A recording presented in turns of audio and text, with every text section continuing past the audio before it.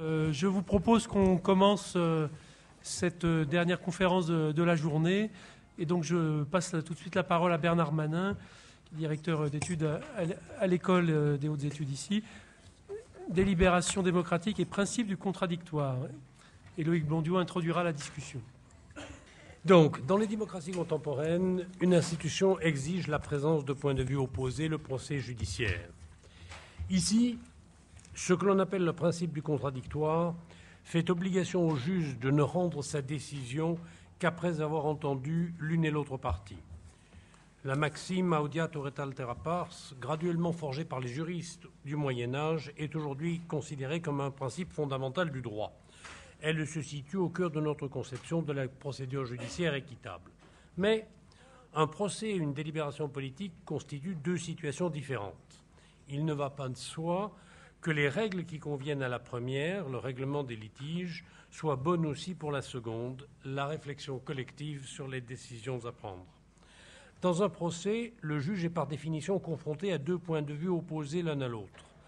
Cette opposition est en fait sous-entendue dans la maxime audiatur et altera pars, let's hear hearing the other side, the dictum hearing the other side. Celle-ci, peut-on dire, commande d'entendre aussi l'autre version ou l'autre côté des choses, dans une configuration où les parties en présence ont par hypothèse des positions opposées. Mais dans une délibération politique, les points de vue avancés ne sont pas nécessairement en opposition. Face à un problème collectif, on trouve souvent non pas seulement des partisans et des adversaires d'une solution donnée, mais aussi des partisans de solutions différentes qui ne sont pas toujours exclusives les unes des autres. Dans ces conditions, pour que s'applique l'injonction d'entendre aussi l'autre côté des choses, il faudrait volontairement agencer la délibération de telle manière qu'elle consiste en un affrontement de positions opposées. Cela est possible, sans doute. On peut par exemple considérer tour à tour les arguments pour et contre chacune des propositions avancées ou ne porter au débat que des propositions s'excluant mutuellement. Mais si, dans la délibération politique, l'opposition des points de vue doit parfois être volontairement agencée, puisqu'elle ne peut pas être présupposée, comme c'est le cas dans le procès judiciaire, il faut montrer pourquoi il est souhaitable de délibérer de façon contradictoire. Une telle démonstration n'est pas nécessaire dans le cas du procès. Une autre différence sépare la délibération politique du procès. Dans le procès, deux parties en conflit portent leurs différends devant un tiers afin que celui-ci l'arbitre de façon juste et conforme au droit. Le tiers terme, le juge, n'est pas impliqué dans le différend qu'il est appelé à trancher. Nul ne peut être juge en sa propre cause. Il n'est pas non plus lui-même affecté par la décision qu'il impose aux parties. On pourrait dire que le procès présente une structure triangulaire dans laquelle un arbitre extérieur tranche un conflit entre deux parties. Pour remplir sa fonction, l'arbitre doit à l'évidence être impartial. Qu'ils doivent écouter également les deux parties semble la conséquence logique de cette exigence d'impartialité. La délibération politique, en revanche, ne présente pas une telle structure. Lorsque les citoyens ou les représentants délibèrent sur les décisions à prendre, ils ne se prononcent pas sur des affaires qui leur sont extérieures, ils traitent de leurs propres affaires. Ils seront au premier chef affectés par les décisions qu'ils envisagent. Si la question envisagée suscite un conflit, ce conflit divise, selon toute vraisemblance, les agents délibérants entre eux. Il n'y a en tout cas aucune raison de penser que le corps délibérant est étranger aux conflits sur lesquels il est amené à se prononcer. Dans ces conditions, l'idée d'une obligation d'impartialité devient problématique, voire obscure. Vis-à-vis de qui, au juste, ceux qui délibèrent devraient-ils se montrer impartiaux et pourquoi ? On pourrait peut-être répondre que dans la délibération politique, la valeur du contradictoire tient à des raisons autres que l'exigence d'impartialité, mais il resterait alors à découvrir ces raisons. L'idée de régler la délibération politique selon le principe du contradictoire soulève ainsi à la réflexion plusieurs problèmes. Pourtant, c'est cette idée que je voudrais défendre aujourd'hui. Je tenterai de montrer pourquoi il est désirable que la délibération politique soit organisée comme une confrontation de points de vue opposés dans laquelle les participants se soumettent au principe qu'il faut aussi entendre l'autre partie. Je vous propose tout d'abord, brièvement, un petit détour par l'histoire. À la vérité, l'idée d'organiser la délibération collective comme un débat contradictoire n'est pas nouvelle. Elle trouve une de ses origines, ou du moins une illustration, dans l'Antiquité. Les conceptions récentes de la démocratie délibérative et les pratiques qu'elles ont inspirées, comme les sondages délibératifs, les jurys des citoyens, ces différents dispositifs dont nous parlons depuis ce matin, ces conceptions récentes de la démocratie délibérative donc, et les pratiques qu'elles ont inspirées ont fait oublier une idée plus ancienne de la délibération politique que l'on trouve, sinon entièrement formulée, du moins dont on trouve des éléments, chez les historiens et les théoriciens de la rhétorique, grecs et romains, de Hérodote à Quintilien, en passant par Thucydide, Aristote et Cicéron. Les conceptions d'aujourd'hui mettent l'accent sur la discussion. C'est le fait que les membres du groupe délibérant discutent entre eux, dialoguent et échangent des arguments qui apparaît comme essentiel. L'opposition des points de vue est parfois mentionnée, mais elle occupe une place secondaire. Elle est conçue soit comme une condition préalable à la discussion délibérative, ce que James Fishkin, par exemple, explique lorsqu'il énonce les conditions de ces sondages délibératifs, soit comme sa conséquence, c'est-à-dire l'opposition des points de vue est conçue comme la conséquence naturelle dans nos sociétés pluralistes où l'expression des opinions est libre.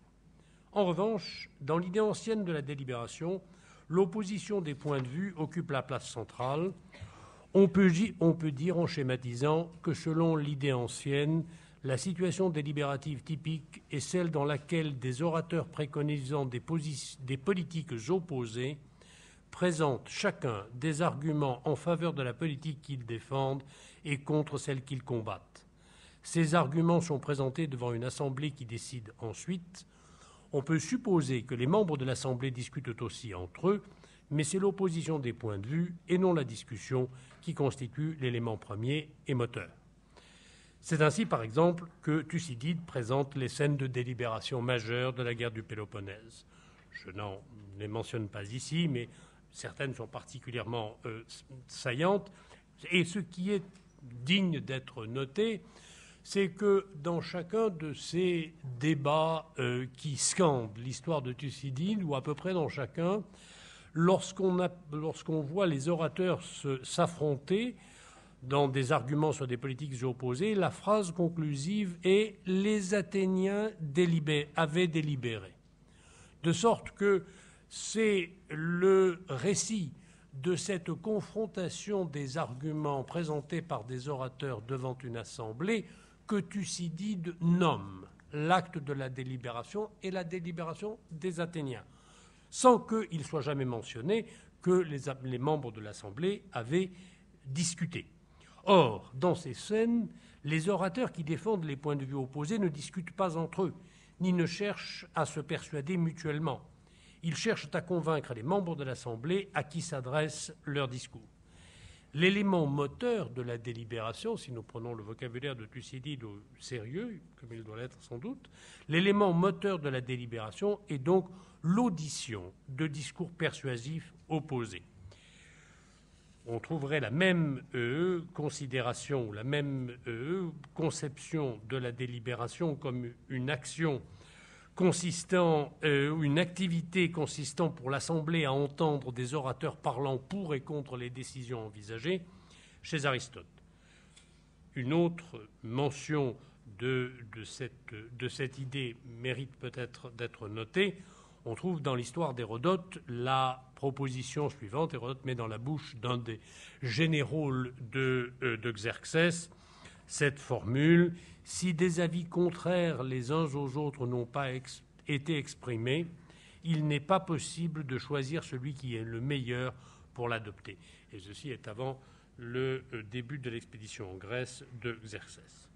En tout cas, l'importance du principe contradictoire chez les anciens n'apparaît pas seulement dans les écrits théoriques, on en trouve aussi le reflet dans les pratiques institutionnelles effectives.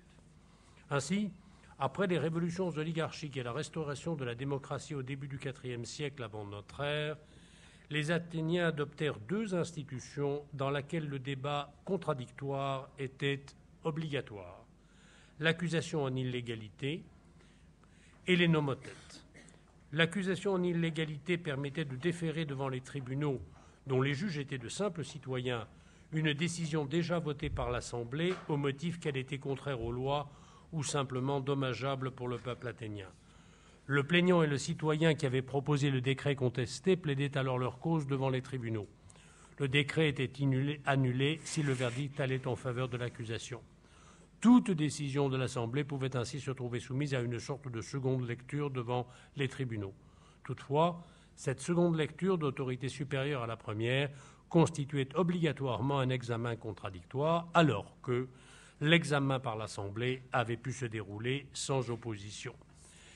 L'institution des nomothètes illustre le même principe. Après la restauration de la démocratie consécutive aux révolutions oligarchiques, les Athéniens, eux, décidèrent que toute loi nouvelle ou toute révision des lois serait examinée par un processus contradictoire.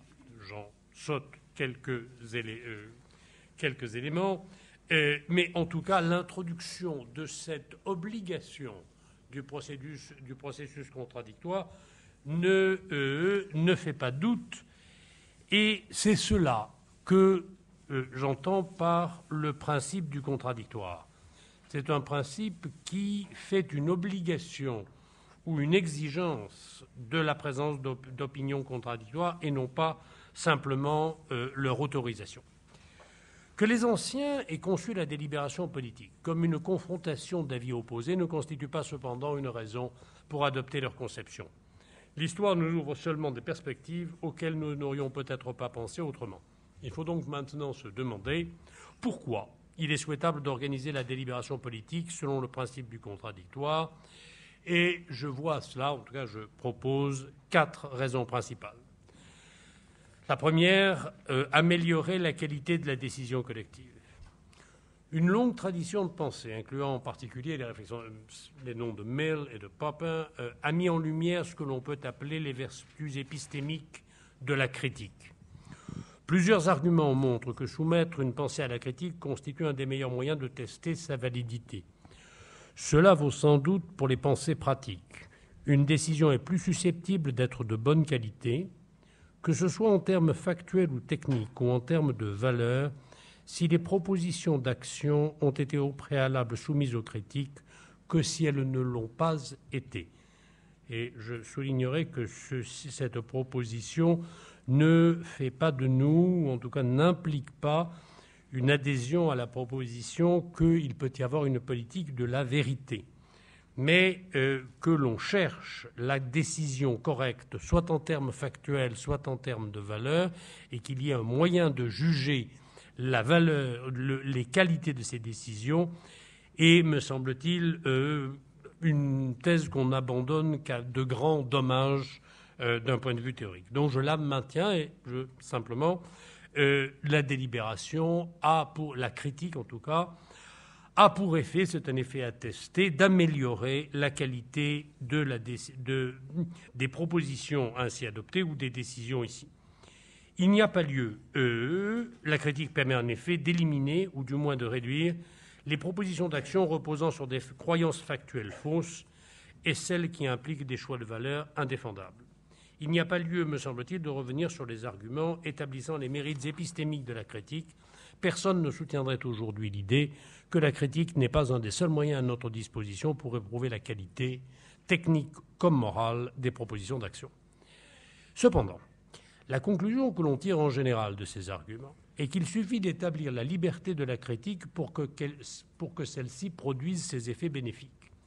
C'est ainsi sans doute que raisonnait Mill. On trouve une expression plus frappante encore et peut-être un peu plus vive de cette position dans la célèbre formule du Judge Holmes de la Cour suprême américaine. Les hommes, écrivait-il, finiront par s'aviser que l'ultime bien recherché est mieux atteint par le libre-échange en matière d'idées, free trade in ideas, que le meilleur test de la vérité est la capacité d'une pensée à se faire accepter dans la compétition du marché. Or, la conclusion que le libre-échange des idées est une garantie suffisante n'est pas justifiée. Il ne suffit pas que la critique soit libre pour qu'elle s'exerce, et nous verrons aussi plus loin qu'il ne suffit pas non plus qu'elle s'exerce pour qu'elle soit vraiment entendue et prise en compte. Plusieurs mécanismes peuvent empêcher que la faculté de critiquer n'aboutisse à son exercice. Je les rassemblerai sous un chef un peu simplifié et schématisé, le conformisme. C'est un fait depuis longtemps connu de la psychologie sociale, dont on trouve déjà d'ailleurs une élaboration chez Rousseau, que les individus désirent être perçus favorablement par autrui. Être estimé et approuvé par autrui donne en outre une image gratifiante de soi. Si les individus perçoivent que, dans un environnement social donné, les opinions penchent dans un certain sens, ils infléchissent leurs propres expressions dans le sens dominant pour être approuvés de leurs pairs. Ils s'abstiennent d'exprimer des vues dissidentes ou critiques, renforçant la tendance perçue par un mécanisme en spirale, décrit et analysé plusieurs fois. Cette disposition à se conformer à ce qui est perçu comme la norme au sein d'un groupe s'observe même dans les contextes de discussion. Elle est à la base de ce que l'on nomme, depuis les travaux de Serge Moscovici, auquel il est plaisant de rendre hommage dans cette maison, depuis ces travaux, elle est à la base du phénomène que l'on nomme, depuis les travaux de Moscovici et de Marisa Zavalloni, l'effet polarisant des discussions de groupe. Ainsi, même si la discussion est libre, une force puissante travaille à la marginaliser, voire à l'étouffer. Contrairement à ce qu'affirment souvent les théoriciens libéraux, la diversité sociale ou culturelle au sein d'un groupe ne suffit pas à assurer une confrontation d'opinions opposées et critiques les unes des autres. Supposons par exemple un corps délibérant dont les membres, divers par leur position sociale, leur éducation ou leurs croyances, partagent la crainte d'un danger quelconque. Imaginons en outre qu'une mesure contribuant effectivement à prévenir la réalisation de l'événement redouté soit discutée dans cette Assemblée, par exemple le renforcement des pouvoirs de la police. J'insiste, imaginons qu'une mesure contribuant effectivement à la réalisation du but recherché soit proposée. Dans de telles conditions, il est peu probable... Non, je n'entends pas faire d'ironie, mais simplement l'exemple est soigneusement calibré. On suppose que ça produit l'effet recherché. Dans de telles conditions, il est peu probable que la délibération collective fasse apparaître beaucoup d'arguments allant contre l'adoption de cette mesure, quel que soit, et c'est ça le point de l'argument, l'hétérogénéité, la diversité sociale ou culturelle de l'Assemblée. La discussion produira plutôt une accumulation de raisons en faveur de pouvoirs accrus pour la police, plusieurs membres trouvant, du fait de leur angle de vue particulier sur cette décision, des motifs divers de l'adopter que d'autres, différemment situés, n'avaient pas vu d'abord. Or, même si l'accroissement des prérogatives de la police contribue objectivement à la réalisation du but recherché, ce que l'on admet ici par hypothèse, il présente peut-être aussi des effets ou des aspects indésirables par ailleurs. Et la délibération collective devrait justement permettre de porter à jour ces éventuels effets indésirables et de les mettre en balance avec la propriété désirable, ici l'effet positif sur la sécurité. Mais, dans notre cas, ces propriétés indésirables possibles seront systématiquement sous-estimées, alors même que les membres de l'Assemblée ont toute liberté de se critiquer les uns les autres. Il apparaît donc que si l'on veut obtenir dans la délibération politique les effets épistémiques favorables de la critique, il faut encourager et favoriser l'expression d'opinions opposées entre elles, non pas seulement les autoriser. Une autre raison, tenant cette fois à la réception des arguments plutôt qu'à leur production, pousse à veiller avec un soin particulier à ce que les participants à une délibération soient confrontés à des points de vue opposés. Des travaux de psychologie sociale et cognitive montrent en effet que confrontés à des informations ou des documents dont ils n'avaient pas connaissance auparavant, les individus ont une propension systématique à voir dans ces éléments nouveaux une confirmation de leurs croyances antérieures. Dans une expérience devenue classique, des psychologues présentent un même ensemble de documents ou d'études sur la peine de mort et ses effets allégués, de dissuasion, à deux groupes de sujets sélectionnés sur la base de leurs opinions préalables. L'un des groupes est composé de sujets plutôt favorables à la peine de mort, l'autre de sujets plutôt hostiles. Après avoir été confronté à ces documents, le groupe favorable à la peine de mort y est devenu plus favorable, le groupe hostile plus hostile encore. Le phénomène est particulièrement marqué lorsque les documents présentés au sujet sont ambigus et appellent l'interprétation. On appelle ce phénomène le biais de confirmation ou la propension à trouver des confirmations. En outre, un certain nombre d'études suggèrent que la discussion de groupe renforce les effets du biais de confirmation. Les groupes, s'avère-t-il, traitent l'information de manière plus biaisée que les individus. Ils privilégient l'information renforçant leurs croyances préalables à un plus grand degré encore que ne le font les individus. Ceci s'explique par deux mécanismes. En premier lieu, comme on l'a déjà noté, la situation de groupe accentue la tendance qui prédomine parmi les membres avant la réunion du groupe.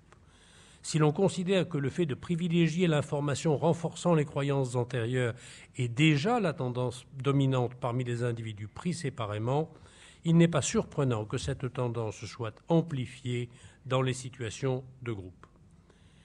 Mais un second mécanisme plus étonnant, plus surprenant, peut-être plus troublant et plus intéressant aussi, est à l'œuvre. Plusieurs travaux montrent que les groupes tendent à discuter et à utiliser essentiellement les éléments d'information qui étaient déjà connus de tous les membres avant le début de la discussion. Dans un groupe, s'avère-t-il, la discussion porte essentiellement sur ce que l'on appelle l'information partagée. Les individus parviennent mal à rassembler et à discuter les éléments d'information qui n'étaient connus que d'un seul ou de quelques-uns d'entre eux avant la discussion. Une brève parenthèse indique que ces résultats, corroborés par quelques exemples, portent ou créent une difficulté extrêmement sérieuse pour la thèse qui remonte sans doute à Aristote, selon laquelle la discussion favoriserait l'agrégation et la mise en commun d'informations. Et la proposition, on attribue parfois cette thèse à Condorcet. Il y a une phrase célèbre d'Aristote que l'on cite, c'est pourquoi la multitude est meilleure juge en ce qui concerne les arts et les artistes. En effet, les uns jugent une partie, les autres une autre, et tous jugent le tout. Ceci est très possible. Aristote ne parle pas de discussion, mais ce que indiquent ces expériences sur la discussion prioritairement focalisée sur des éléments déjà connus de tous, c'est que pour agréger de l'information et la mettre en commun, la discussion n'est pas un phénomène, n'est pas un moyen particulièrement efficace. Et peut-être même, donc, on pourrait dire ici que le vote agrégerait de l'information tout autant et peut-être même mieux que la discussion. En tout cas, pour revenir à... Donc, ce point, me semble-t-il, a un intérêt particulier, peut-être contesté, mais il a un assez grand intérêt pour la délibération. Quoi qu'il en soit, l'information partagée paraît avoir plus de poids, elle a aussi plus de chances d'être mentionnée pendant la discussion collective que l'information non partagée. Et en outre, l'information venant à l'appui de la position préférée par le plus grand nombre a plus de chances de faire l'objet de la discussion que l'information allant à l'encontre de cette position. La discussion collective tendra ainsi à engendrer un volume disproportionné d'informations et d'arguments en faveur de la croyance préalablement dominante. Si donc l'on souhaite contenir les effets du biais de confirmation, phénomène auquel les groupes sont spécialement sujets, il faudra prendre des dispositions particulières à cette fin. On ne peut pas s'en remettre simplement à la libre expression d'une multitude de voix. Il ne suffit pas que des arguments contraires soient exprimés pour qu'ils soient entendus ni considérés de façon objective. Dans une délibération politique, on ne peut pas attendre que la mise en présence de points de vue divers produisent spontanément la confrontation des arguments pro et contra, ni leur prise en compte équilibrée. Mill suppose à tort que dans une société ou une assemblée composée de membres divers, les opinions opposées sont là, toutes prêtes à se confronter les unes aux autres pour peu qu'on leur en donne la liberté. C'est ce qui le conduit à écrire dans un célèbre passage de On Liberty, la plus intolérante des églises, l'Église catholique romaine, même lors de la canonisation d'un saint, admet et écoute patiemment un avocat du diable. Cette vision de l'advocatus diaboli est assurément erronée. L'institution imposait la présence d'un contradicteur, précisément parce qu'on craignait qu'aucun ne se présente spontanément. J'ajoute, comme une curiosité, que cette institution a été abolie par le pape Jean-Paul II en 1989. Une deuxième raison on peut se détendre aussi un peu. Une deuxième raison pourquoi la confrontation d'arguments contradictoires est désirable me paraît tenir à la considération suivante. Elle contrecarre la fragmentation de l'espace public. La confrontation des opinions opposées a aussi un second mérite. Elle unifie en quelque sorte le champ dans lequel se forment et s'expriment les opinions. S'opposer à une opinion et la contester suppose de la connaître et de la prendre en considération. Dans une société où les points de vue sont objectivement divers, la confrontation ouverte et explicite des uns aux autres n'est pas l'état naturel ni le seul possible. Georg Simmel arguait que le conflit entre des groupes sociaux servait paradoxalement la cause de l'intégration sociale en mettant en rapport les groupes en conflit et en dissolvant les clivages secondaires à l'intérieur de chacun d'eux. On pourrait avancer un argument similaire en matière d'opinion. La confrontation des opinions unifie le champ où elles s'affrontent et crée un espace où elles s'adressent et se répondent les unes aux autres. L'espace des opinions pourrait aussi avoir une autre configuration. Il pourrait être fragmenté en une multitude d'îlots d'opinion intérieurement homogènes et sans communication les uns avec les autres. Plusieurs facteurs, certains anciens, d'autres récents, poussent dans le sens d'une telle fragmentation. C'est d'abord un fait connu depuis longtemps que les individus sont sélectifs dans le choix de leurs contacts et de leurs relations sociales. Ils tendent à être de manière disproportionnée en contact avec d'autres personnes partageant les mêmes opinions politiques. Cela tient à une raison psychologique. Nous craignons en général l'expression du désaccord politique de face à face et nous nous arrangeons pour l'éviter. D'autres facteurs, plus récents, œuvrent également dans le sens de la fragmentation. Le développement de la télévision par câble et des chaînes thématiques, la diffusion d'Internet et enfin le mouvement de ségrégation résidentielle ou territoriale. Quoique les effets de ces transformations soient difficiles à estimer, il est frappant de constater qu'elles présentent toute une structure analogue. Les individus se voient offrir de multiples manières la possibilité de ne communiquer et de n'être en contact qu'avec d'autres individus dont les opinions sont semblables aux leurs.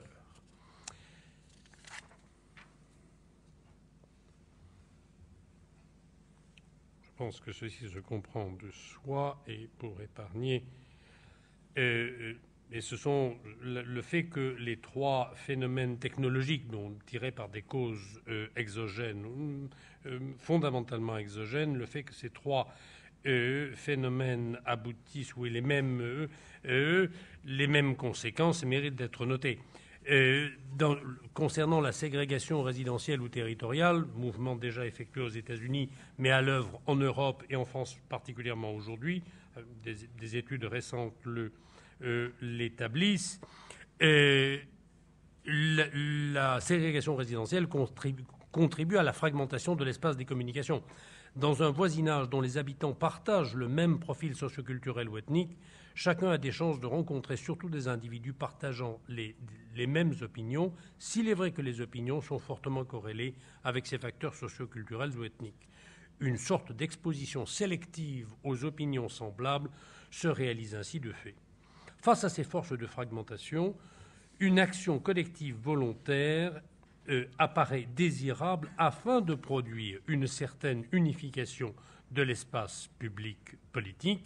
L'encouragement délibéré au débat contradictoire trouve ici une seconde justification particulièrement saillante. Troisièmement, l'opposition des arguments produit un effet de clarification et facilite la compréhension des choix.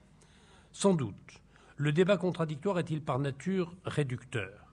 Face à un problème politique quelconque, il y a en général, comme on le notait au départ, une multitude d'actions possibles dont toutes ne sont pas mutuellement exclusives. Mais le caractère réducteur du contradictoire est aussi un de ses mérites. Il simplifie la complexité et la rend ainsi plus saisissable. Obtenir une vue synoptique de toutes les mesures enchevêtrées, complémentaires et plus ou moins cumulables les unes avec les autres prendrait ou dépasserait nos capacités cognitives et tout particulièrement celles des citoyens ordinaires auxquels les démocrates partisans de la délibération sont attachés. De sorte que les avantages cognitifs qu'il y a à présenter le choix comme une alternative entre deux options mutuellement exclusives favorisent la simplification cognitive et du coup l'accès des citoyens ordinaires à la compréhension, une compréhension simplifiée et schématique sans doute, mais une compréhension des choix. Une quatrième raison me paraît recommander l'usage du contradictoire ou l'exigence d'opinions contradictoires. Cette quatrième raison procède d'une raison de type moral et fait intervenir le respect de la minorité. Donc la quatrième raison serait nommée « traiter la minorité avec respect ». Si consciencieusement que délibèrent les citoyens, il est probable qu'au terme du processus de délibération, ils ne seront pas d'accord sur la décision à prendre. La décision sera prise à la majorité. Certains, la majorité, vivront avec la décision qu'ils voulaient. D'autres, la minorité, devront vivre sous une décision dont ils ne voulaient pas. La minorité n'existait pas avant le vote, mais la manière de conduire la délibération avant le vote emporte des conséquences sur la façon dont sont traités ceux qui, après le vote, se trouvent constituer la minorité. Si la délibération a été conduite comme un débat contradictoire entre des positions opposées, chaque camp présentant les raisons en faveur de sa position et critiquant les raisons avancées par les autres, deux conséquences s'ensuivent. La minorité, une fois constituée, doit certes obéir à une décision dont elle ne voulait pas, mais les raisons visant à justifier cette décision ont été formulées et rendues publiques. Certes, la minorité a pu refuser d'écouter sérieusement et de bonne foi ces raisons, mais elle a eu du moins la possibilité de le faire. La minorité a ainsi été traitée avec le respect dû aux êtres autonomes. Quand les enfants ont atteint l'âge de l'autonomie, on justifie les ordres qu'on leur donne. Quand ils ne sont pas encore autonomes, ils doivent simplement obéir à des ordres parce que ce sont des ordres. Si la minorité a eu la possibilité d'entendre les raisons de la décision à laquelle elle doit obéir contre son gré, elle n'est pas placée dans la situation de devoir obéir à un ordre parce que c'est un ordre ou simplement parce qu'il a obtenu plus de voix. Cela n'implique pas que la minorité soit dès lors plus disposée à obéir à la décision dont elle ne voulait pas. Parfois, les justifications exacerbent et exaspèrent les oppositions. Il n'en reste pas moins qu'on montre plus de respect pour l'autonomie de ceux à qui on adresse des ordres en justifiant ces ordres qu'en ne les justifiant pas. D'autre part, les raisons de ne pas prendre la décision qui finalement a prévalu ont été exposées elles aussi. Certes, ces critiques et objections n'ont pas prévalu, mais elles ont du moins été expliquées et rendues publiques. La majorité, qui, parce qu'elle a vaincu, est portée à penser qu'elle avait de surcroît raison, a dû écouter l'autre camp expliquer ses raisons. Elle a pu ainsi prendre conscience qu'il y avait aussi des raisons de l'autre côté. Il paraît raisonnable de penser que la minorité sera dès lors moins encline à considérer la minorité comme inintelligente ou mal intentionnée. Quelles conséquences pratiques peut-on tirer de ces quatre arguments en faveur de l'usage du contradictoire dans la délibération politique? Si on cherche à tirer des conséquences pratiques, il faut d'abord répondre à une objection. On pourrait objecter qu'il n'est pas possible de rendre aujourd'hui la présentation de points de vue opposés dans l'espace public obligatoire, car cela reviendrait à contraindre les discours et à empiéter sur la liberté de parole.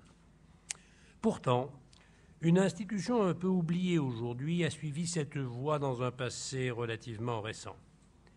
La Fairness Doctrine, en vigueur aux États-Unis de 1927 à 1987, procédait de cette vue. La Fairness Doctrine, mise au point par la Commission des communications fédérales, faisait une obligation aux stations de radio et de télévision de présenter de façon équitable, je cite, les points de vue opposés sur des problèmes d'importance publique faisant l'objet de controverses. Fin de citation. Il faut remarquer que la Fairness Doctrine n'impliquait pas seulement l'égalité des temps d'antenne.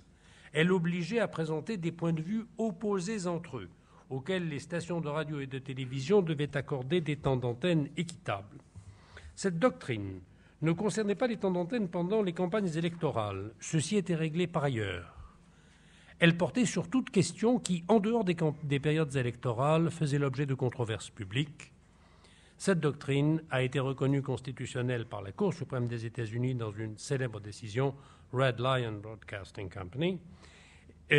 L'argument invoqué dans cette célèbre décision était le suivant. En matière de liberté d'expression sur les ondes, disait la Cour, c'est le droit des auditeurs et des téléspectateurs, non pas celui des émetteurs, qui a la priorité.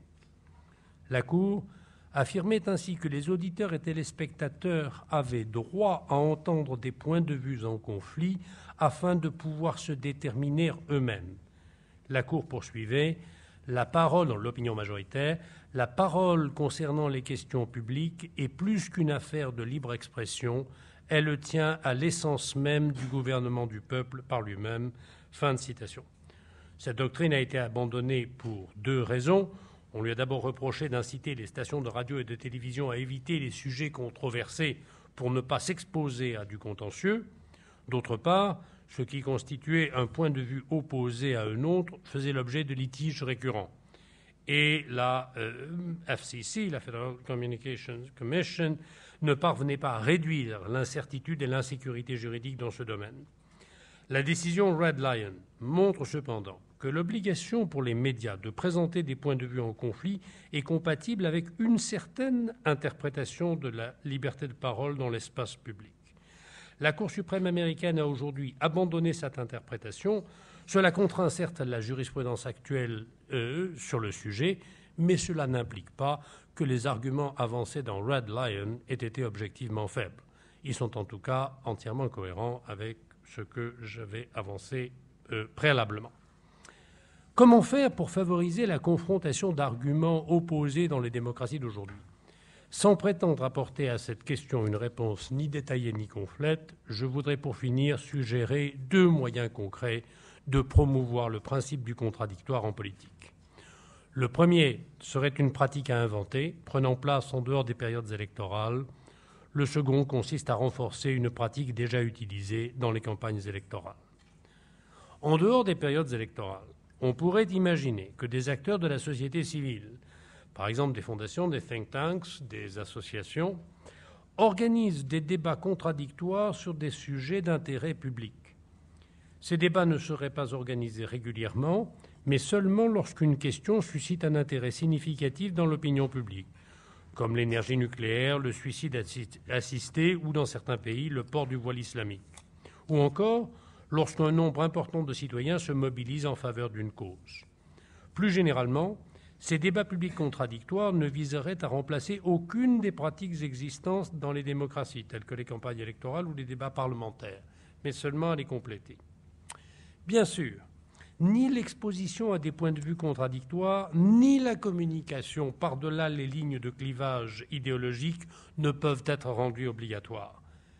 Mais il ne s'ensuit pas qu'il soit inutile ou futile de les faciliter. La probabilité d'être confronté à des points de vue opposés joue en effet un rôle important dans l'occurrence du phénomène. La possibilité est une des causes de l'actualité. Dans les conditions actuelles, cette probabilité tend à se réduire. La promotion active de débats contradictoires viserait à contrecarrer cette tendance néfaste sans pour autant faire recours à l'obligation qui, évidemment, est exclue. Étant donné que ces débats auraient pour but de favoriser la formulation et la diffusion d'arguments pour et contre telle ou telle décision publique, ils devraient être orientés par le principe suivant. Les orateurs ne devraient défendre ou critiquer une politique ou une position donnée qu'en vertu de ses mérites propres et non pas en fonction de raisons extrinsèques à la dite politique ou position. Ceci implique deux conséquences. D'abord, ceci impliquerait deux conséquences. La plus importante de ces conséquences concernerait le caractère unidimensionnel de chaque débat. Ce qui me paraît lié à la nature de la délibération, c'est que les arguments pour et contre une action politique proposée soient énoncés pour ce qui concerne ses mérites ou ses inconvénients intrinsèques, et non pas pour des raisons connexes, comme par exemple les autres actions que l'on peut juger également désirables d'entreprendre et qui sont incluses dans le même programme. En d'autres termes, ce que la proposition ici consiste non pas à dépolitiser les oppositions contradictoires, mais à les rendre simplement liées à un seul problème au lieu de plateformes programmatiques concernant plusieurs thèmes. Et la deuxième conséquence de cette proposition concernerait les personnes qui pourraient intervenir à l'intérieur de ces débats. Les auteurs seraient autorisés à défendre des politiques qui favorisent leurs propres intérêts, mais à la double condition que ces intérêts soient d'une part déclarés et d'autre part liés à la substance de la politique qu'ils préconisent, non pas à des éléments extrinsèques, tels que l'avancement de leur propre carrière ou la promotion d'objectifs n'ayant aucun lien avec la politique en question. Donc, les clivages émergents au sein de ces débats n'auraient pas un caractère dépolitisé, mais ils se distingueraient des clivages partisans par deux aspects. Ils concerneraient chaque thème pris séparément plutôt que des plateformes programmatiques. Ils seraient autant que possible déconnectés des enjeux de pouvoir et de la compétition électorale. Et la deuxième institution déjà pratiquée que recommanderait cette prise de position en faveur du contradictoire dans la délibération politique est la pratique du débat politique de masse et du débat télévisé politique de masse avant les grandes élections. Une des plus anciennes démocraties du monde, l'Angleterre, vient de les introduire pour la première fois dans les élections de 2010. Il y a des raisons de porter une attention particulière à ces débats. Mais je pense que nous sommes très fatigués et donc je n'userai pas plus ni votre patience ni ma propre énergie. Merci.